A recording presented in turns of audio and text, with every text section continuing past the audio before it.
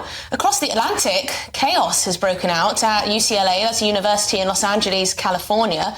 Local police are trying to restore order at the US college, donning riot gear. Yes, violent clashes erupted on Wednesday on the campus between pro-Palestinian protesters and a group of counter-demonstrators. This follows similar clashes at Columbia University in New York City. Yes, it does seem that things are getting rather out of control over in the States. How many different colleges have seen this kind of disturbance? But anyway, let's speak to the chair of Republicans Overseas, Greg Swenson, who is in New York for us. Greg, I'm not sure what time it is over there, but thank you very much for speaking to us. Alarming footage from these campuses. I mean, was it necessary for the riot police to storm these barricades? Yeah, I mean, it's usually a good question, but in this case, absolutely necessary. They let it go on for way too long at Columbia here in New York City. And of course, yesterday, the violence started, or last night, the violence started at UCLA in Westwood, part of Los Angeles, beautiful campus, and they let it go on for 3.5 hours before they called in the police. So there was, the police that were on hand, the university police, completely abdicated and just left the scene. And so, yeah, unfortunately, riot police were absolutely necessary. At Columbia, they basically took over a building called Hamilton Hall and occupied it, and that demanded, not only global intifada, but also demanded free food. So the irony was pretty outrageous. And unfortunately, on some of these elite campuses, the administrators have completely abandoned their responsibility to protect the students. Now, Greg, I should say that what we're looking at now are live pictures in Los Angeles, in California, of this sort of tent city that has popped up, this sleep-in, sit-in demonstration, the middle of the night, of course, in California right now. But it looks like despite the police action, this isn't going quietly into the night. No, it's not. It's 5 a.m. in Los Angeles. It's 8 here in New York. I think it was a really rough night. I saw the riot police come in first to protect the students. There were plenty of Jewish students who were counter-protesting, as you mentioned, and they needed protection, obviously. And now they have to round up, the protesters. This is not peaceful protesting, I assure you. This is mob rule.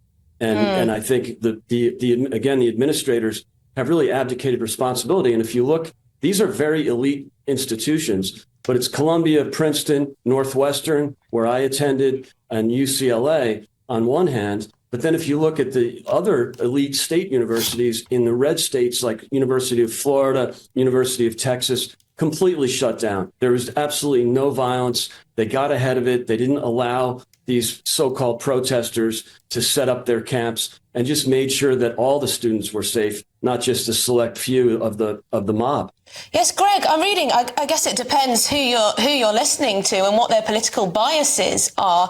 But I'm reading that essentially the pro-Palestine protesters had set up their camps for a long time, and then it was pro-Israeli protesters that began to clash with them, presumably because they were fed up of seeing these types of protests on their campus. Is that right? Was it the pro-Israel protesters that started the violence? Well, I don't know who started it. It sounds like a playground situation, but I know at UCLA, yes, there were Israeli counter-protesters. At Columbia, it was more of protecting Jewish students who couldn't get to the library, who could not get to their final exams. It's an interesting time of year on these university campuses. But I think what's clear also is these aren't just anti-Israel protesters, as sickening as that is. It's anti-Semitic, but they're anti-Western, they're anti-capitalist, and by all measures, they're very anti-social. So these are real, permanent protesters, the same crowd from the 2020 riots. And it's really, they're trying to make their mark at these universities. Some have accepted that and let them go about, and others are more interested in protecting the students. And this is many also of these, really bad. Many of these protesters, of course, cite the First Amendment of the United States, the guaranteed constitutional right to free speech and their right to protest. I suppose it's one thing if they occupy a building. Very clearly, the university has a right to go in and turf people out of a building that they do not own. But when it's in a public space and they are simply protesting, perhaps they have a point here that they're using their First Amendment rights. Yeah, I think they greatly exaggerate their rights here. Like free protest, peaceful protest is completely protected by the First Amendment, and you're seeing that at all of the universities, not just the elite ones where the violence has erupted. But it has to be controlled, and they can't permit tents to be set up or encampments to be set up. It only ends up with violence. We saw that in 2020 with the riots, where there was so much property destruction and so many lives were lost in the summer of 2020.